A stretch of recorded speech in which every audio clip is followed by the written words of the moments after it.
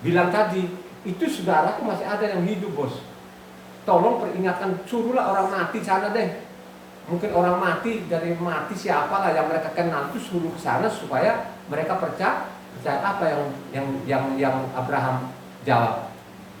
Ada kitabnya Moses dan kitab para nabi katanya. Coba dengan ada tulisan di dalam, mereka langgar loh sekarang ini. Disuruh sabat namanya minggu, disuruh namanya apa tadi Pondok Daun bilangnya Natal saudara. Dia bilang namanya tanggal 14, bilangnya namanya Jumat Agung. Ini kan ngawur betul-betul.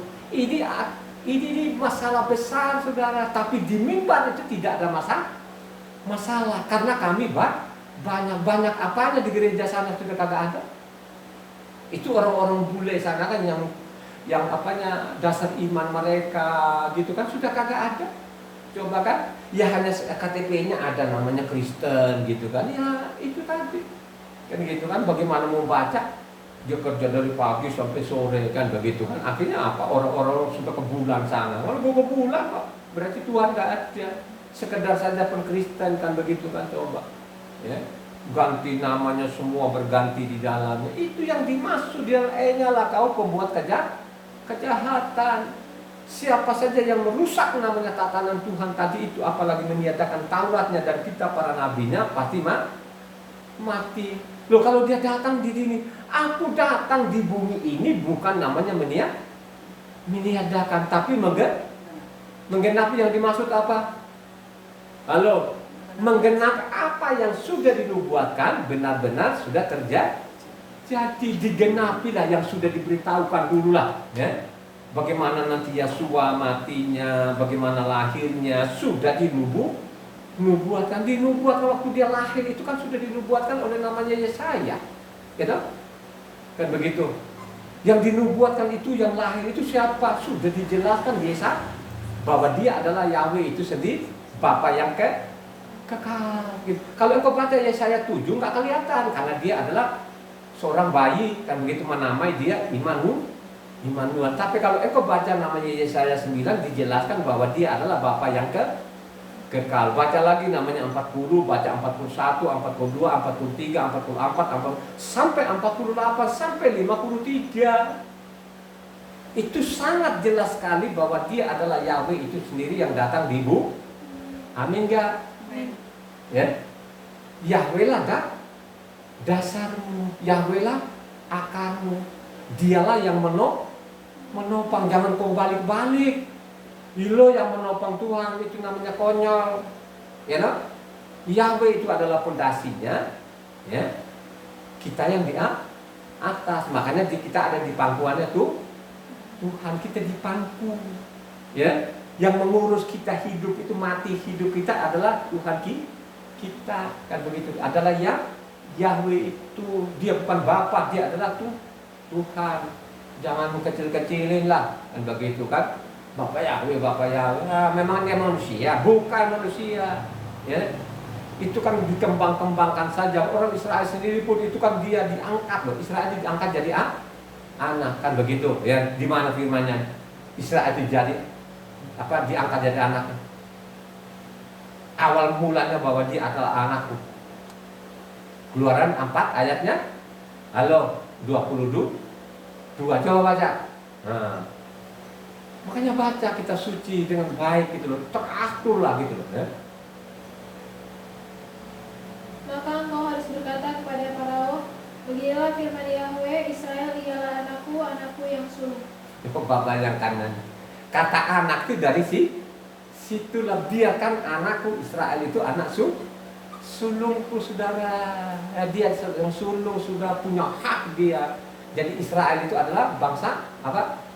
Imamat dan bangsa rajani kan begitu kan. Dia nanti yang memimpin seluruh dunia kan. Kalau di luar sana nanti Israel akan hapus di kolong langit, biarkan saja, itu Tuhannya dia. Tapi kalau Tuhan yang kita sembah itu Israel adalah kekal, ya. Karena dia adalah nanti raja apanya, bangsa imamat. Karena imamatannya dia tidak boleh diambil dengan bangsa manapun, maupun namanya kedudukan raja dari Israel juga yang memimpin seluruh kolong langit kan gitu kan. Itu adalah tatanan Tuhan, jangan dirombak-rombak. Kalau engkau rombak tadi apa kata bilangan akan dihukum mati.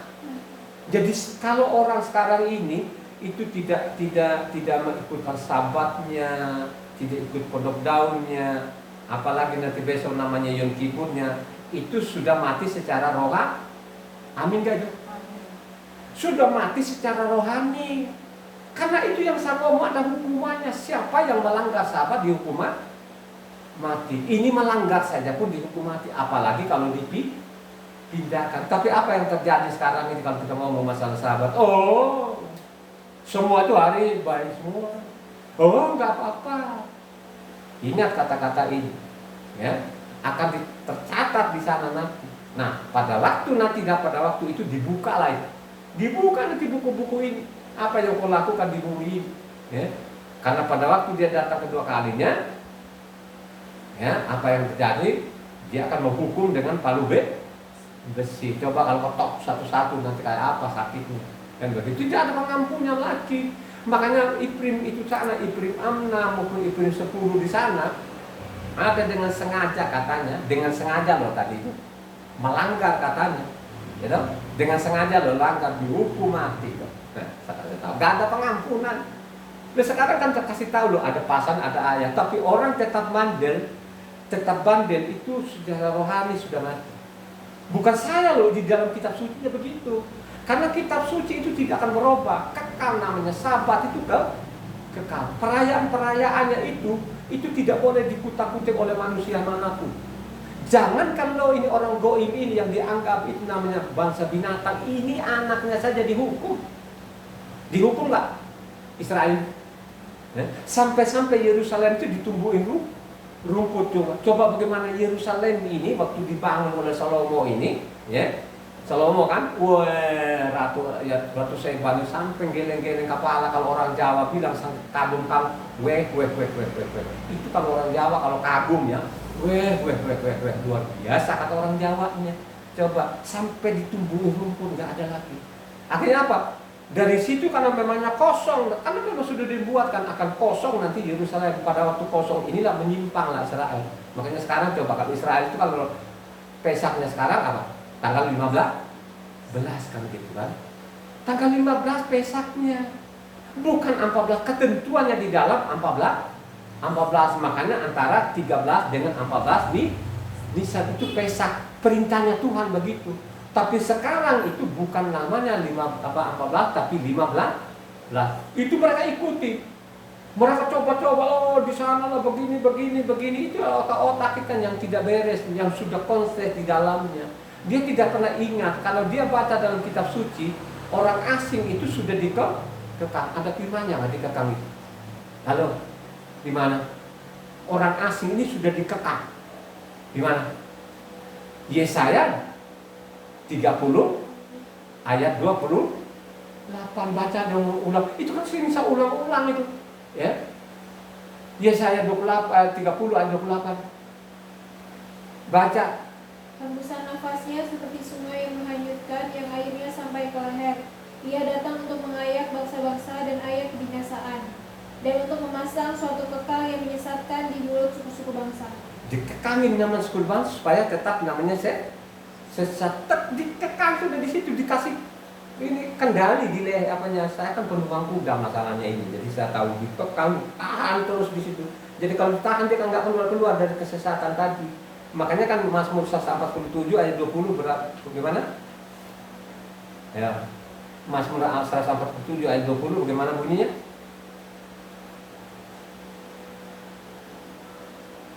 Ia tidak berbuat demikian kepada segala bangsa dan hukum-hukumnya tidak mereka kenal. Segala bangsa itu tidak pernah hukum, itu sudah dinubuatkan. Makanya kalau kita baca Kepa 2 Kepa 3 ayat 16 lanjut ke 17, coba kamu simak itu. 2 Kepa 3 itu ayatnya 16 17 baca. Hal itu dibuatnya dalam semua suratnya. Apabila ia berbicara tentang perkara-perkara ini, dalam surat-suratnya itu ada hal-hal yang sukar dipahami, sehingga orang-orang yang tidak memahaminya dan yang tidak teguh imannya memutarbalikannya menjadi kebinasaan mereka sendiri, sama seperti yang juga mereka buat dengan tulisan tulisan-tulisan yang lain. Tetapi kamu, saudara-saudaraku yang kekasih, kamu telah mengetahui hal ini sebelumnya.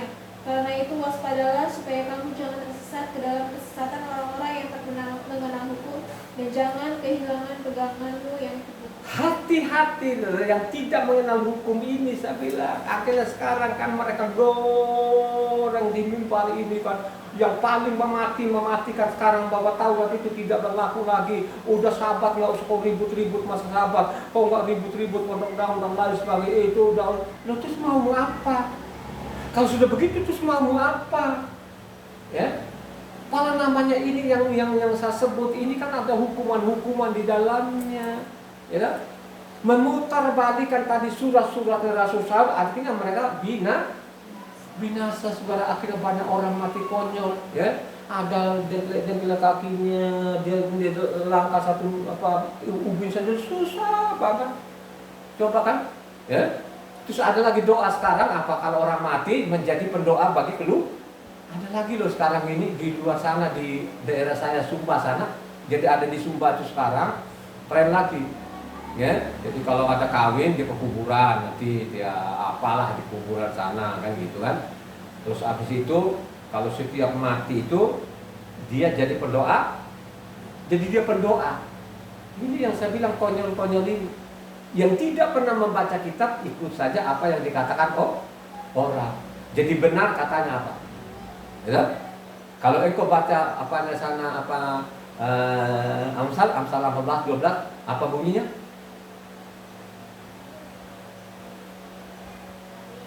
Ada jalan yang disangka orang lurus, tetapi ujungnya menuju maut.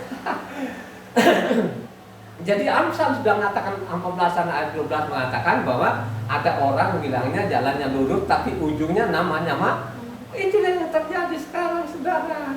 Ya, aduh begitu. Taurat itu nggak berlaku lagi. Pokoknya iman kepada Yesus, katakan Yesus adalah anaknya Allah. Kan begitu, coba, ya, coba. Nggak selidiki dulu, kan begitu kan, pertahan nama ini, apa susah sih kalau bilangnya dia sudah benar sebenarnya, kan begitu kan, ya. Kalau Allah itu bukan nama tapi dia bilang gelar gitu kan, tapi kan tidak dijelaskan orang di dalam kitab suci yang dia pegang yang dicetak dalam bahasa Indonesia. Kenapa Allah dulu besar semua, kenapa anak kecil, kan begitu. Ada Tuhan dulu besar semua, terus ada apanya T-nya saja, karena itu tidak dijelaskan gitu loh kan, ya. Itulah yang saya bilang pengajar tadi menggoreng tadi, putar balikan tadi ini, jujur balikan surat Rasul, akhirnya jadi mati. Oleh karena itu marilah engkau baca kitab suci dengan benar, dengan baik, sehingga engkau letakkan dalam hidup itu fondasi yang benar, ya, yang kokoh, yang kuat gitu kan. Kalau untuk kokoh dan kuat itu harus lakukan apa yang diperintahkan Tuhan. Jadi Taurat itu betul-betul harus ada tertukik di hatimu. Taurat itulah adalah segala-galanya, nggak ada yang lain. Siapa kayak kau sembah itu di Taurat itu harus jelas gitu. Kan dia sudah ngomong, itulah namaku, itulah sebutan turun temu nur. Yahweh itu namaku,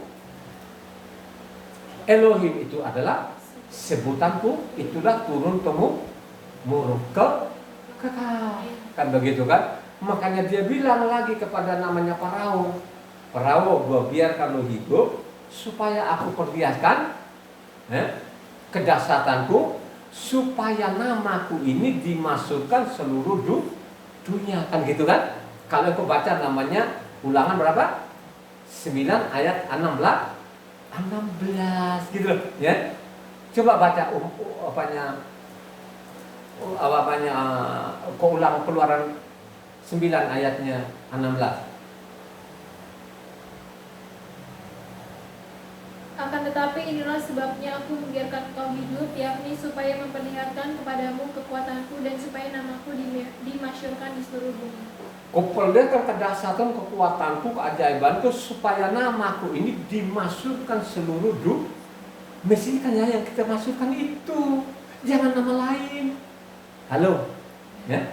Kita harus masukkan ini sampai selama lama. Begitu juga lah Mazmur 113 Coba Mazmur 113. Mazmur 113 baca. Haleluya, pujilah hai hamba-hamba Yahweh, pujilah nama Yahweh. Kiranya nama Yahweh dimasyhurkan sekarang ini dan selama-lamanya. Dari terbitnya sampai kepada terbenamnya matahari, terpujilah nama Yahweh. Bayangkan nada harus kita masukkan nama Yahweh itu sampai selama-lamanya. Ini pemazmur ini siapa? Ya? Siapa pemazmur itu? Adalah Daud. Makanya dia tadi itu namanya Yahweh itu sudah kekal sampai selama-lamanya, maupun Tauratnya adalah kekal sampai selama-lamanya. Jangan dibongkar. Kalau bongkar ada sikor akan hancur-hancuran gitu kan. Saja mari kita